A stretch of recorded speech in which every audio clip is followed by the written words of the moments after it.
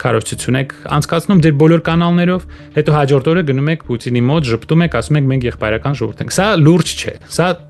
թողնում է շատ անլուրջ տպավորություն։ 7 տարի մենք խոսում ենք մեր Թավշյա հեղափոխության մասին, որ հիմա դարավ բռնապետություն, տեսնում եք ինչ է կատարվում Հայաստանում։ Եվ մեզ խոստանում են առաջի օրվանից, որ դեմոկրատական աշխարհը արևմուտքը կանգնի մեր կողքին։ Անցավ 7 տարի։ Մեզ խոստանում են, որ ամերիկյան բանակը 8 րոպեում կլինի Հայաստանում, Ֆրանսիան կպաշտպանի մեզ, կդառնա մեր երաշխավորողը, մեր անվտանգության, ՆԱՏՕ-ի անդամ կդառնանք։ 7 տարի անցավ։ Չունենք ոչ դաշինք Ֆրանսիայի հետ կամ Միացյալ Նահանգների, ոչ անվտանգության երաշխիքներ, ոչ բազա,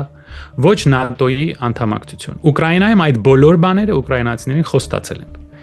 Դե իհարկե ուկրաինացիներին խաբեցին, տեսեք ինչ գնով, նրանք հասկացան, որ չի կարող։ Որ ՆԱՏՕ չեն կարող մտնել, ասում են պարզ։ Այո, դե փաստորեն մեր արտաքին քաղաքականությունը բացարձակ տապալվեց եւ հիմա նման է ուղղակի ինչ որ խանգարված մարդու խոսքի։ Այսինքն մի կողմից դուք ամեն օր հակառուսական քարոզչություն եք անցկացնում ձեր բոլոր կանալներով, հետո հաջորդ օրը գնում եք Պուտինի մոտ, ժպտում եք, ասում եք մենք եղբայրական ժողովուրդ ենք։ Սա լուրջ չէ, սա